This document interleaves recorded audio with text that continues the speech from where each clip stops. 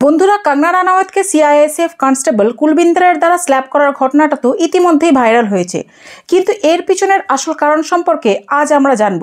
দেখুন বন্ধুরা, একটা বড় ইনসিডেন্টের পেছনে অনেক ছোট ছোট ঘটনা কাজ করে, অনেক দিনের রাগ এর পিছনে লুকিয়ে থাকে। এই ভিডিওটিকে আমি কয়েকটি পয়েন্ট দ্বারা আপনাদের খুব সরলভাবে বোঝানোর চেষ্টা করব। নাম্বার 1, সিআইএসএফ কথার অর্থ কী ও এর কাজ কী। নাম্বার 2, কঙ্গনা রানাওয়াত কোথায় যাচ্ছিলেন। নাম্বার 3, কঙ্গনাকে স্ল্যাপ করার পেছনের লুকিয়ে থাকা কারণগুলি কি কি।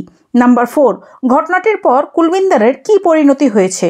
তো হ্যালো অ্যান্ড আসসালামু আলাইকুম এভরিওয়ান। আজকের সত্য ঘটনাটি শুরু করার আগে আপনাদের কাছে রিকোয়েস্ট যে প্লিজ ভিডিওটিকে একটি লাইক করে চ্যানেলটিকে সাবস্ক্রাইব করতে ভুলবেন না।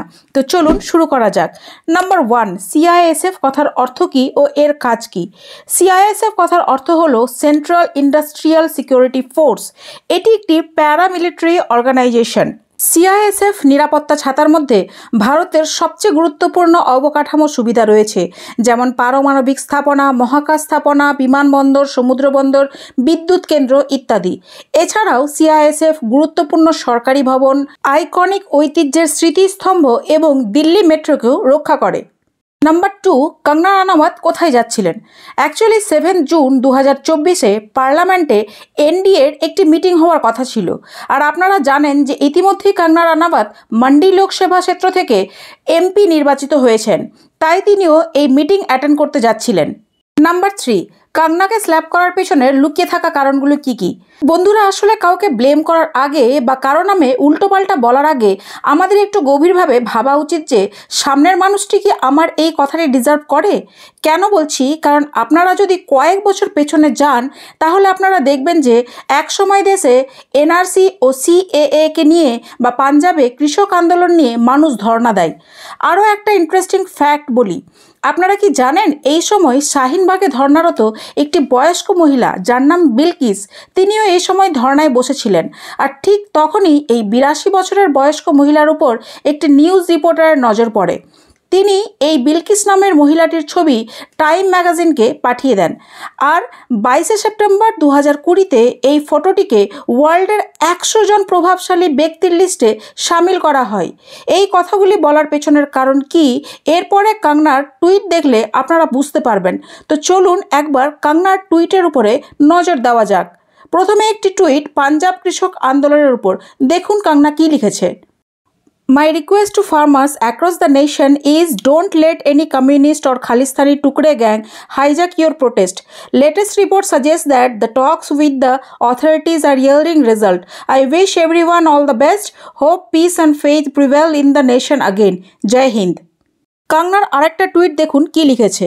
No one is talking about it because they are not farmers. They are terrorists who are trying to divide India so that China can take over our vulnerable broken nation and make it a Chinese colony much like USA. Sit down, you fool. We are not selling our nation like you dummies. আর কোথাও না কোথাও কুলবিন্দরকে সবথেকে বেশি কঙ্গনা রানাওয়াতের এই টুইটটি বেশি hit করে, যেখানে কঙ্গনা রানাওয়াত লিখেছেন, হা হা হা, she is the same dadi who featured in Time magazine for being the most powerful Indian and she is available in 100 rupees. Pakistani journals have hijacked international PR for India in an embarrassing way. We need our own people to speak for us. আর এই সবের রাগ কোথাও না কোথাও কুলবিন্দরের মনে বাসা বাঁধছিল, কেননা কঙ্গনাকে slap করার পরেও কুলবিন্দরের এই ভিডিওটি ভাইরাল হয়, যেখানে কুলবিন্দর বলেছে যে কঙ্গনা বলেছে যে এই সব প্রোটেস্টকারী মহিলারা 100 টাকার বিনিময়ে এইসব কাজ করে। আমার মা বসেছিল সেখানে।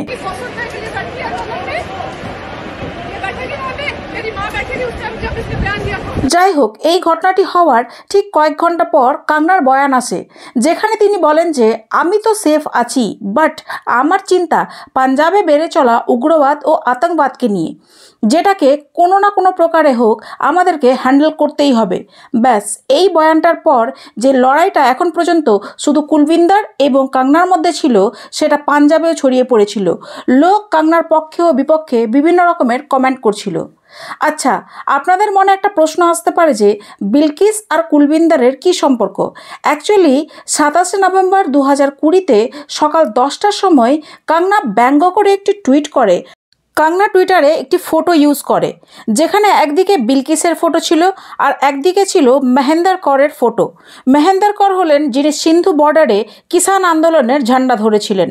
এবার এদের দুজনের ফটোতে কাঙ্গনা বলেন যে এইসব লোকেরা 100 টাকার বিনিময়ে ধর্নাতে যেতে রাজি হয়ে যায়। আর এই কিষাণ আন্দোলনের ধর্নায় কুলবিন্দরের মাও বসেছিলেন, আর এই ব্যাপারটি তাকে খুব হার্ট করে। যাই হোক, সুরক্ষাকর্মীর আইন হাতে নেওয়াটা মোটেই ঠিক হয়নি। তারপর এই ঘটনাটির পরে কুলবিন্দরের কী পরিণতি হয়েছে? কুলবিন্দর করকে এই ঘটনাটির পর সাসপেন্ড করে দেওয়া হয়। বলিউডের কিছু সেলিব্রিটি কাঙ্গনার পক্ষে কমেন্ট করছে, তো আবার কিছু মানুষ কাঙ্গনার বিপক্ষে কমেন্ট করছে। কেউ কেউ আবার নো কমেন্ট বলে এড়িয়ে যাচ্ছেন। কিন্তু শকিংলি কিছু বলিউড সেলিব্রিটি আবার কুলবিন্দরকে চরমভাবে সাপোর্ট করছে। তো বন্ধুরা, আপনাদের কি মনে হয়? আপনারা নিজের মতামত অবশ্যই কমেন্টে লিখে জানাবেন। আর এই ভিডিওটিকে একটি লাইক করে সাবস্ক্রাইব করে আমাকে সাপোর্ট করতে ভুলবেন না। তো দেখা হবে পরের ভিডিওতে।